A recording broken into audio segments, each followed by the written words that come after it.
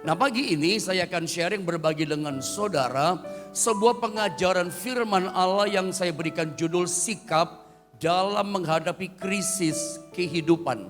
Langsung saja kita baca ayatnya, kitab Rut pasal 1 ayat 1 sampai dengan ayatnya yang kelima, saudara ya. Ada 5 ayat, mari masing-masing kita akan baca bergantian. Saya baca ayat 1, saudara ayat kedua, nanti 5-nya sama-sama. Saya selalu mendorong kepada saudara untuk menyuarakan, memperkatakan firman bergema di mulut kita, bahkan di rumah saudara masing-masing. Ayat 1, Rut pasal 1, pada zaman para hakim memerintah, ada kelaparan di tanah Israel. Lalu pergilah seorang dari Betlehem Yehuda beserta istrinya dan kedua anaknya laki-laki ke daerah Moab untuk menetap di sana sebagai orang asing. Teruskan yang kedua. Nama orang itu ialah Elimelek, nama istrinya Naomi, dan nama kedua anaknya Mahlon dan Kilion. Semuanya orang-orang Efrata dari Betlehem Yehuda. Dan setelah sampai ke daerah Moab, diamlah mereka di sana. Ayat 3, kemudian matilah Elimelek, suami Naomi, sehingga perempuan itu tertinggal dengan kedua anaknya. Ayat yang keempat, teruskan saudara. Keduanya mengambil perempuan Moab, yang pertama bernama Orpa, yang kedua bernama Rut, dan mereka diam di situ kira-kira 10 tahun lamanya. Mari sama-sama kita baca di ayat yang kelima, 1, 2, dan 3. Lalu matilah juga keduanya, yakni Mahlon dan Kilion, sehingga perempuan itu kehilangan kedua anaknya dan suaminya. Puji Tuhan. Saudara, kalau kita membaca kitab Rut, langsung saja saya masuk saudara ya. Kalau kita baca kitab Rut, sesungguhnya kitab Rut ini kitab yang menarik. Kitab Rut termasuk kitab sejarah. Sejarah apa? Sejarah bangsa Israel masuk, tinggal, menduduki di tanah Kanaan. Kitab Rut itu sejajar dengan kitab Hakim-Hakim, kitab Yosua, kitab Hakim-Hakim, kitab Rut. Ini kitab sejarah. Sejarah mereka memasuki, menduduki, tinggal di tanah Kanaan. Itu sejajar 3 kitab ini. Menarik kalau kita belajar, kita telusuri kitab Rut. Karena ternyata memang sebetulnya kitab Rut ini tokoh utamanya, tokoh sentralnya jelas Rut. Namanya juga kitab Rut. Yang kita pelajari inti tokoh bintangnya di situ adalah Rut, saudara ya. Tetapi memang walaupun sentral tokoh utamanya adalah Rut, wanita perempuan ini. Tetapi ternyata kalau kita baca kitab Rut pasal 1, pasal 2, kita menemukan tokoh yang lain diceritakan di situ. Perempuan yang lain diceritakan. Nama perempuan wanita itu adalah Naomi. Ada Rut, ada Naomi. Tapi tokoh utamanya adalah Rut. Nah, mari saya akan ajak saudara kita mulai lihat di pasal yang pertama, di ayat yang pertama muncul nama yang namanya Naomi di sini. Coba sama-sama kita ulang sekali lagi pembacaan ayat ini saudara ya. 1, 2, dan 3. Pada zaman para hakim memerintah, terus ada kelaparan di tanah Israel. Lalu pergilah seorang dari Betlehem Yehuda beserta istrinya dan kedua anaknya laki-laki ke daerah Moab untuk menetap di sana sebagai orang asing. Sebelum saya bicara lebih jauh tentang persoalan, krisis, masalah yang dihadapi suami istri, dihadapi keluarga Elimelek dan Naomi, coba saya mau terangkan pada bagian awal di ayat yang ke-1. Perhatikan kalimat ayat 1 dibuka dengan kata ini. Pada zaman para hakim memerintah. Memang background kitab Rut, backgroundnya para hakim yang memerintah. Sedikit saya kasih wawasan saudara ya. Israel itu sebetulnya tidak ada raja, tidak boleh ada raja, tepatnya begitu. Saya ulang saudara ya. Orang Yahudi bangsa Israel umat Allah, umat pilihan Allah sebetulnya tidak boleh ada raja. Kenapa? Karena awalnya didesainnya, skenarionya Tuhan atas umat pilihannya. Yang jadi raja bukan siapa-siapa. Tuhan yang jadi raja atas umatnya. Ada mesti nangkep ya. Seharusnya begitu. Di antara umat Allah tidak boleh ada raja yang lain. Hanya Tuhan yang jadi raja atas umatnya. Makanya yang ada adalah hakim, bukan raja. Jadi sebetulnya di masa itu orang Yahudi, kedudukan jabatan yang tertinggi dari kalangan orang Yahudi itu adalah hakim. Hakim itu PLT-nya raja. Ya, hakim itu adalah apa saudara ya? Yang meneruskan tugas daripada raja. Dia penerus yang melanjutkan tugas raja itu adalah hakim. Ya, jadi hakim itu dutanya raja, hakim itu adalah wakilnya raja di masa itu. Nah, yang menarik di masa zaman Rut sama Naomi hidup, itu adalah masa kerajaan Allah, the kingdom of God yang memerintah lewat wakilnya. Siapa wakilnya? Para hakim. Jadi ini saya perlu ulang supaya jelas.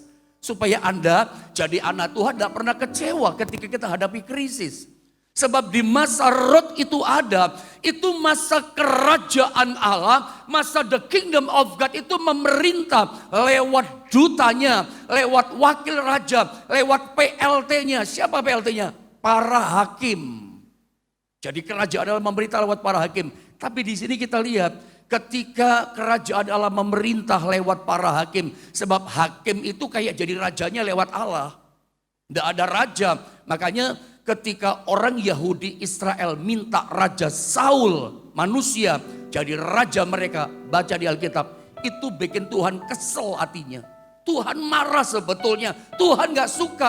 Kok mereka menolak Allah sendiri, Tuhan penguasa alam semesta yang kuasanya tak terbatas, kok ditolak jadi raja mereka? Kok menolak sistem kerajaan Allah? Itu kan terjadi. Sebetulnya di antara orang Yahudi tidak boleh ada raja. Rajanya hanya Tuhan gitu loh saudara. Nah masa itu, masa kerajaan Allah memerintah lewat duta-dutanya, para hakim. No, situasi Allah memerintah lewat para hakim dalam kerajaan Allah itu dikatakan begini. Saya baca dari awal ya, perhatikan. Rut 1 ayat 1. Pada zaman para hakim memerintah, ini duta kerajaan Allah para hakim. Dikatakan ada apa? Pada masa kerajaan Allah memerintah lewat para hakim, ada kelaparan di tanah Israel. Terjadi kelaparan. Masa kerajaan Allah memerintah lewat jabatan para hakim, ada masalah, ada krisis, ada kesukaran. Apa kesukarannya? Terjadi krisis pangan, kelaparan di tanah Israel. Jadi kalau masa itu saja ketika sistem kerajaan Allah kuat memerintah atas umatnya, mereka hidup atas patron kerajaan Allah lewat para hakim. Mereka saja umat pilihan Allah, umat kesayangan Allah yang langsung diperintah oleh Allah, oleh wakil-wakil raja itulah PLT-nya para hakim. Mereka menghadapi masalah, bagaimana dengan kita? Kalau kita lihat ayat ini, terjadinya kelaparan dikatakan di tanah Israel. Coba bilang sama-sama saya di tanah Israel. Apa maksudnya? Alkitab menyebutkan dengan detail. Alkitab menuliskan dengan bahasa yang sangat jelas. Bahwa itu terjadi pada masa pemerintahan kerajaan Allah. Dan terjadinya di tanah Israel. Detil disebutkannya. Ada sesuatu di sini rupanya. Tanah Israel yang mengalami krisis kelaparan. Itu maksudnya adalah tanah perjanjian. Maksudnya adalah tanah Kanaan yang dijanjikan Tuhan. Tanah yang diberkati Tuhan. Tanah yang subur. Tanah yang limpah dengan susu dan madu. Coba Anda berpikirlah, renungkanlah, bayangkanlah. Bahwa tanah Israel, tanah perjanjian. Tanah yang diberkati oleh Tuhan. Itu pun mengalami krisis masalah. Bagaimana dengan kita? Sebab itu memang saudara ya, Alkitab janjikan, Alkitab katakan bahwa kita itu disebut sebagai umat perjanjian. Yes, gitu saya katakan. Alkitab menyebut kita sebagai umat pilihan Allah. Sebab Tuhan yang telah memilih kita. Bukan kita yang pilih Allah. Tuhan yang mengasihi kita. Kita baru bisa mengasihi Allah. Amin kalau saya katakan kita umat pilihan Allah. Alkitab sebutkan, Alkitab katakan kita umat yang lebih daripada pemenang. Amin, kita ngomongnya keras. Tetapi meskipun Alkitab berkata kita umat perjanjian, meskipun Alkitab menyebut kita umat pemenang, umat kesayangan Tuhan, kita miliknya Tuhan. Tapi ingat, ketika kita sebagai umat perjanjian, Alkitab tidak pernah janjikan katakan kita itu bebas dari krisis. Ketika kita disebut umat pemenang, bukan berarti lalu kita bebas dari masalah yang kita hadapi. Yang saya khawatirkan, maafkan saya ya, saya kadang-kadang suka berkata keras dan terlalu berterus terang. Tapi bukan berarti satu kesombongan, tapi saya ingin menyatakan mengajar itu apa adanya sebetulnya. Supaya Anda ngerti. Yang saya khawatirkan jangan sampai dalam gereja kita, gereja Tuhan gitu ya, terjadi yang namanya pembodohan secara publik di dalam gereja. Jangan sampai ada orang yang memberitakan berkata begini, kita adalah umat pemenang, kita umat perjanjian, kita miliknya Tuhan. Percayalah setiap masalah persoalan dilalukan, dijauhkan dari Tuhan, dari kehidupan kita. Sorry saya katakan, ini pembodohan publik dalam gereja. Siapa bilang bahwa kita meskipun milik kesayangan Tuhan, Alkitab tidak pernah katakan. Ya, garis bawahi, Alkitab tidak pernah menjanjikan kepada kita bahwa meskipun kita umat pemenang, kita milik kesayangan Tuhan, bahwa hidup kita dilalukan dari setiap persoalan. Masalah itu ada. Krisis itu ada. Nah, justru yang kita mau belajar pada pagi hari ini adalah ketika masalah itu datang dalam kehidupan kita, kita jangan lari dari masalah kita. Yang saya coba tunjukkan lewat firman Allah ini adalah begini, ya, lewat pengajaran ini. Bagaimana sikap kita ya dalam menghadapi krisis, dan kita belajar ujungnya. Ternyata Tuhan punya tujuan. Setiap krisis masalah yang datang, yang terjadi dalam hidup kita, ternyata di situ Tuhan punya tujuan buat kita. Semuanya untuk kebaikan. Cuman kalau kita nggak ngerti proses, banyak orang kecewa. Makanya jangan sampai ada pembodohan publik dalam gereja. Sehingga umat Tuhan merasa begini, begitu hadapi masalah dia kecewa. Hadapi masalah kepahitan. Lihat kembali dalam ayat ini.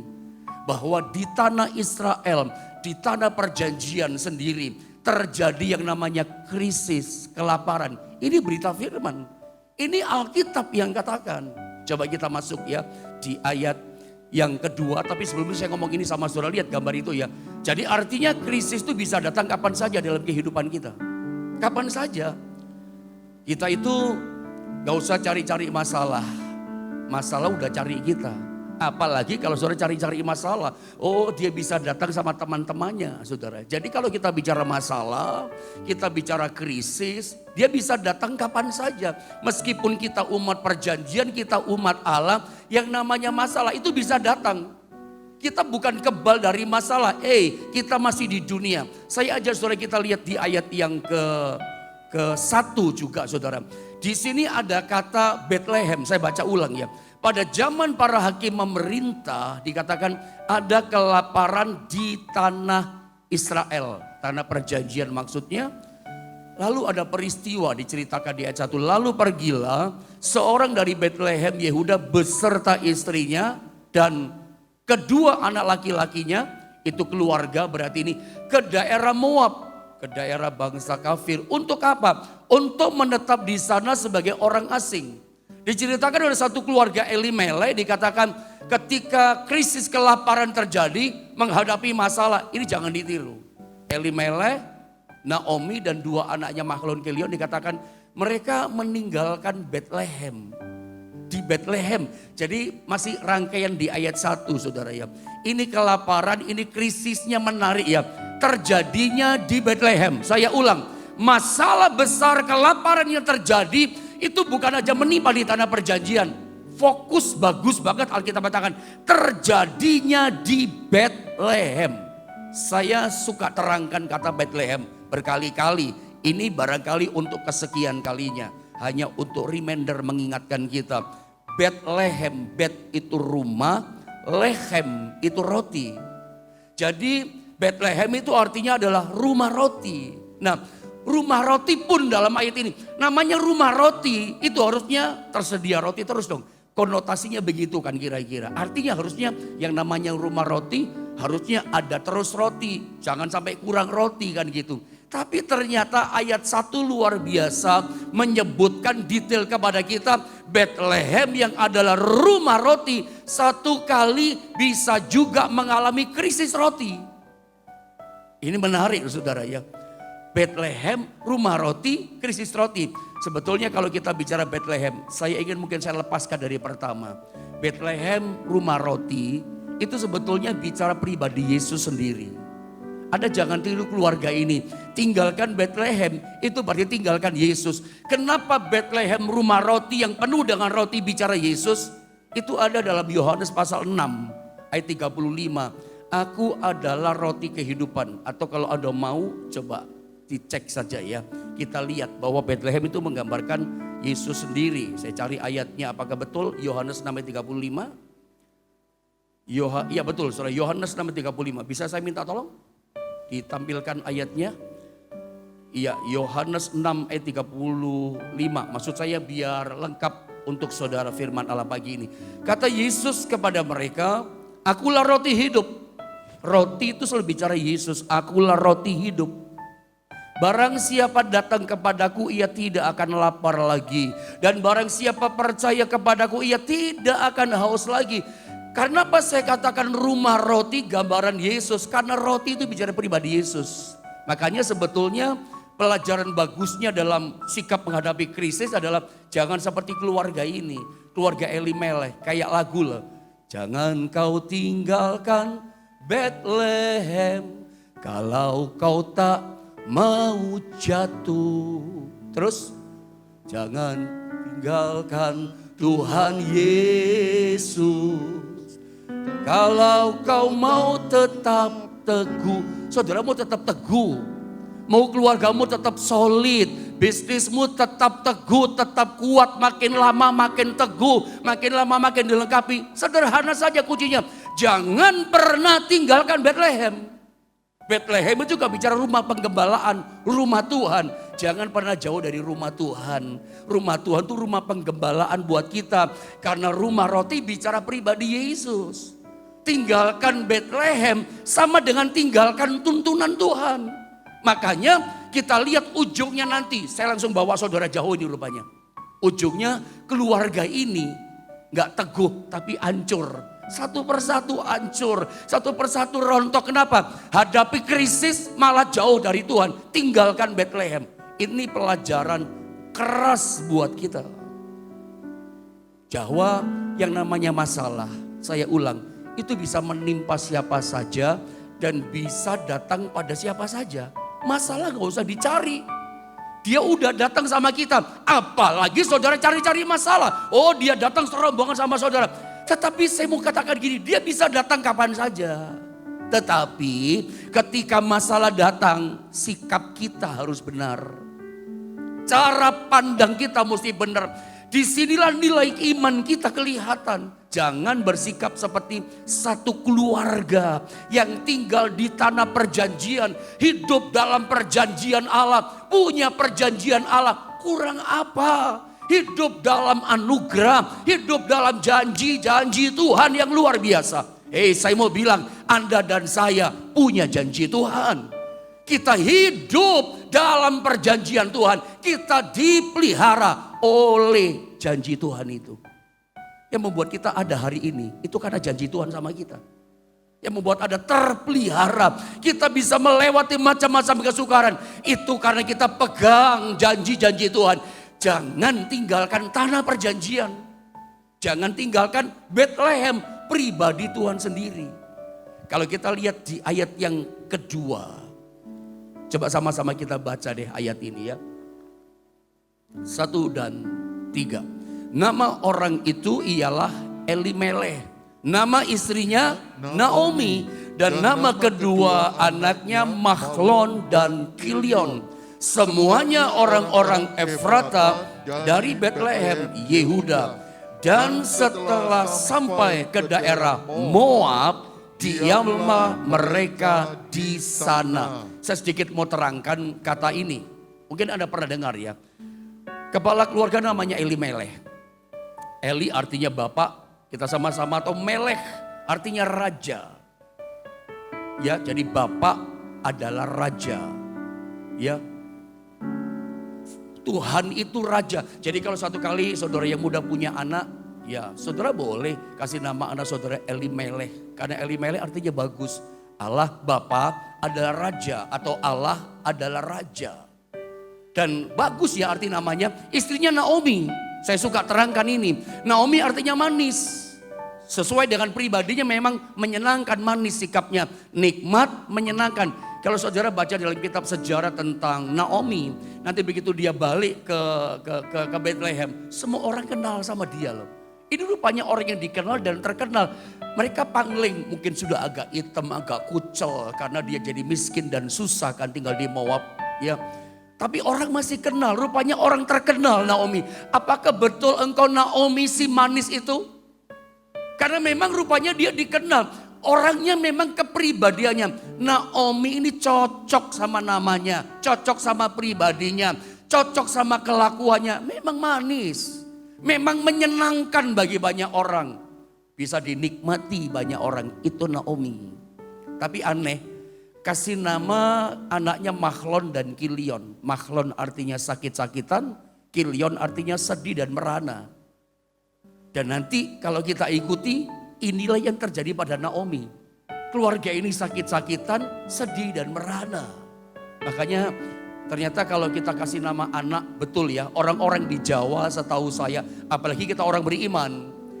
Kita kasih nama sesuatu, nama toko, nama warung, nama tempat usaha. Apalagi nama buah hati kita, anak-anak kita gak boleh sembarangan. Nama itu harapan kita, nama itu masa depan kita, vision buat kita. Itu iman kita taruh di situ. Orang Jawa itu walaupun mereka gak kenal Tuhan barangkali, atau yang kenal Tuhan, itu ada nama-nama dalam bahasa Jawa kan. Yang macam-macam ya, Sugiman, Kasman, segala macam soalnya. Kas itu kan memegang uang, mantu kan laki-laki orang Jawa.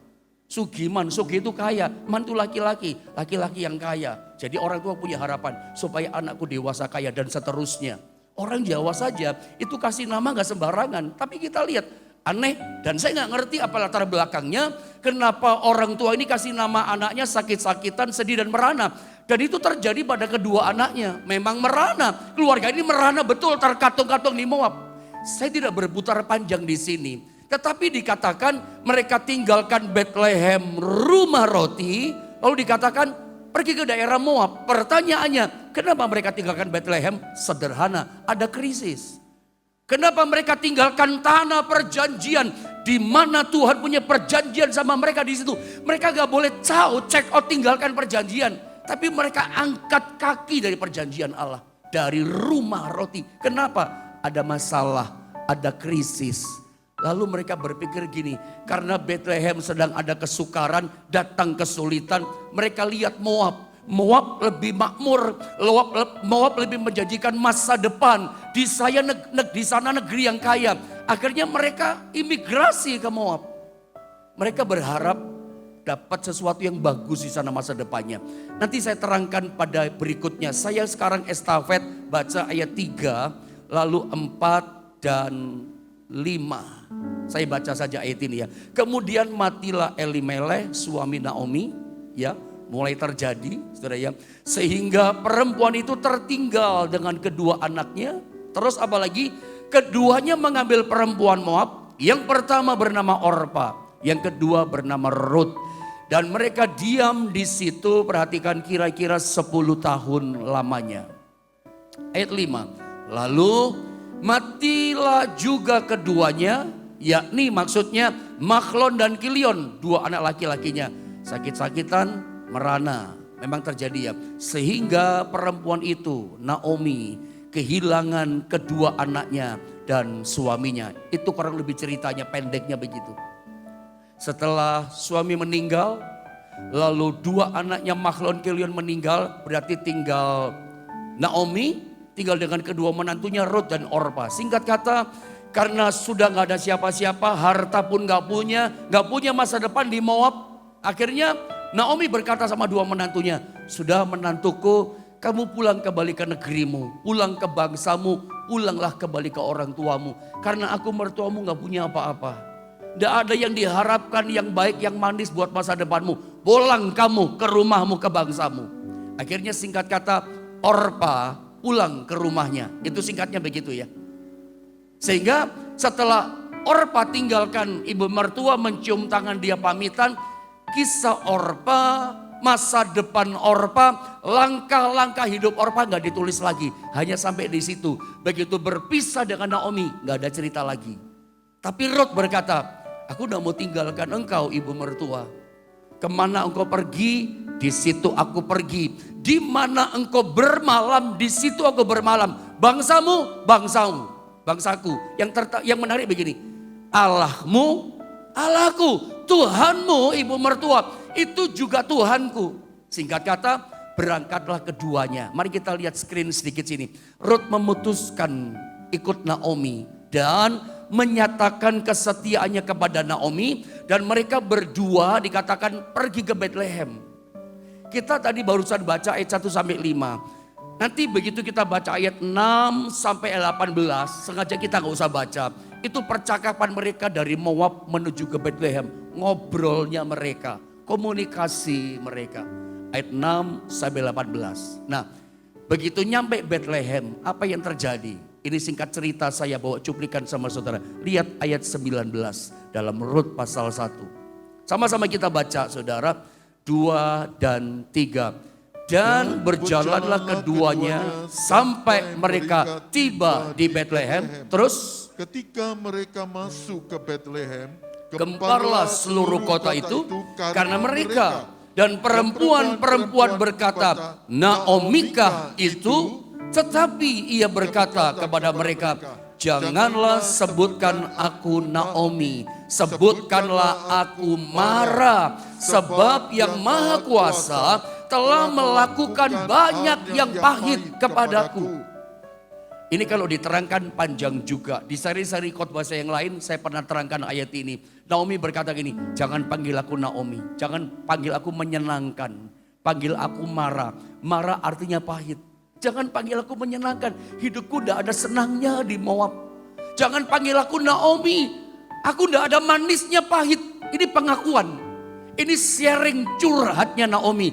Bahwa ketika dia tinggalkan Bethlehem, tinggalkan perjanjian Tuhan, apa yang terjadi? Dia pahit loh di Moab. Padahal Moab tempatnya bagus tadinya. Dia berpikir menjanjikan masa depan, makmur kerja di sana, cuannya banyak. Bagus, hijau tempatnya, tapi ternyata pahit. Ternyata tidak ada yang menyenangkan. Satu persatu meninggal dan bangkrut ekonominya. Dagangnya, kerjanya, bocuan, gak ada cuan saudaranya. Rugi semuanya. Ini pengakuan, jangan panggil aku Naomi. Nah, mari kita tarik pelajaran dari ayat 1 sampai ayat 20 yang barusan kita baca. Pelajarannya apa? Ada dua prinsip ya, sikap kehidupan hadapi krisis ini yang saya bagi sama saudara. Dua prinsip hadapi krisis. Saya coba sharing sama saudara. Yang pertama, ini penting. Pelajarannya begini. Jangan pernah lari dari masalahmu. Jangan pernah lari dari krisismu. Saudara, kenapa kita jangan lari? Kita contoh ya dari yang namanya keluarga ini. Tinggalkan Bethlehem. Padahal Bethlehem itu rumah roti, rumah penggembalaan. Itu bicara ada Tuhan di sana. Ada janji-janji Tuhan yang hidup dan berkuasa. Kenapa enggak bertahan di situ dengan Tuhan? Apapun masalah kita yang penting ada Tuhan. Ada tiru dalam doanya Musa. Itu doa yang menginspirasi umat Tuhan di seluruh dunia. Tuhan, jangan suruh aku pergi tinggalkan tempat ini. Kalau engkau tidak beserta dengan aku. Kalau engkau tidak membimbing aku. Tidak apa-apa di padang gurun. Itu kan doa Musa. Ini sangat menginspirasi kuat iman saya. Doa Musa ini luar biasa. Musa seolah-olah berkata gini. Tuhan, tidak apa-apa di padang gurun yang gersang. Di tempat yang kering tidak apa-apa. Di tempat yang tidak ada tanda-tanda kehidupan. Orang gak bisa hidup di padang gurun, tidak apa-apa. Di tempat seperti ini gak apa-apa. Yang penting ada Tuhan. Itu loh kata Musa. Itu doa yang luar biasa. Jangan suruh aku tinggalkan padang gurun. Kalau engkau udah beserta dengan aku, yang penting itu ada Tuhan loh. ada penyertaan Tuhan. Janji Tuhan itu beserta dengan kita loh. Sekalipun ada masalah, ada Tuhan loh. Kenapa sih? Kita tarik pelajaran, jangan lari dari masalah, jangan lari dari Bethlehem. Jangan lari tinggalkan Tuhan. Ada masalah, jangan jauh dari rumah Tuhan. Jangan jauh dari firman yang hidup itu roti kehidupan. Gini loh saudara ya. Kenapa sih kita jangan lari dari masalah kita? Saya kasih tahu. Karena semua masalah yang kita hadapi, krisis-krisis kesukaran kita hadapi, semua yang namanya masalah di dunia ini, itu ada durasinya. Tangkap ya. Semua masalah itu ada expirednya, pasti ada batas waktunya. Tidak ada krisis masalah yang aku hadapi, kamu hadapi itu abadi. Gak ada masalah abadi. Gak ada masalah itu kekal. Masalah itu ada durasinya. Kalau selesai diganti kemenangan sama Tuhan. Makanya butuh respon yang benar. Sikap yang benar. Ketika hadapi masalah, krisis datang, jangan lari dari masalahmu. Itu namanya lari dari Tuhan. Hadapilah masalah, ada Tuhan kok. Kenapa kita lari dari masalah?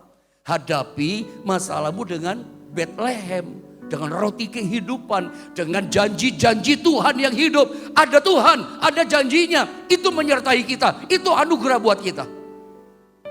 Mau teguh, jangan tinggalkan Bethlehem.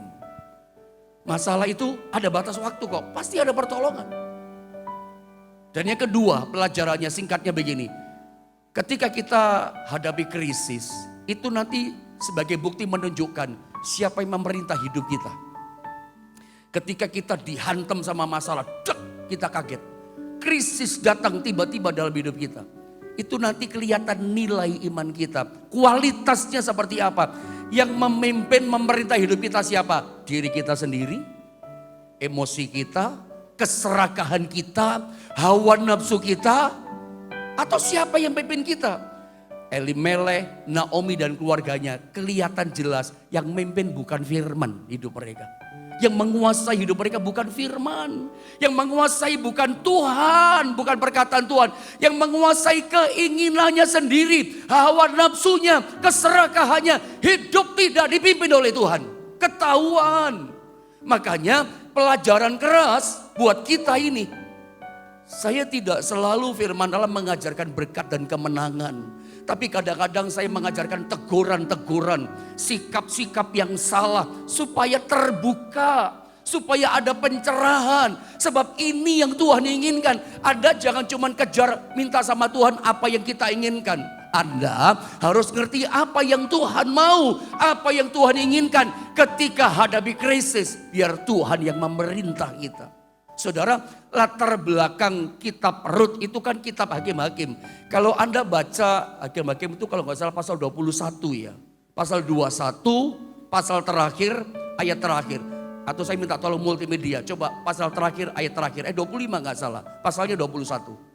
Hakim-Hakim 21, ayat terakhir 25. Ayat terakhir betul ya, saya baca ya. Pada zaman itu tidak ada raja di antara orang Israel. Memang nggak boleh ada raja sebetulnya. Rajanya adalah Tuhan. Setiap orang, karena nggak ada raja, rajanya Tuhan, nggak kelihatan rajanya ya. Maka ini yang terjadi, setiap orang, ini background latar belakang, termasuk zaman Rut. Setiap orang berbuat apa yang benar menurut pandangannya sendiri. Kelihatan kan siapa yang pimpin mereka? Pandangannya sendiri. Ya, keinginannya mereka ternyata keinginan yang benar menurut pandangannya sendiri. Bukan pandangannya Tuhan. Mereka bergerak tinggalkan Bethlehem ke Moab. Mereka berpikir kesempatan di Moab lebih bagus. Kesempatan datang sama kita.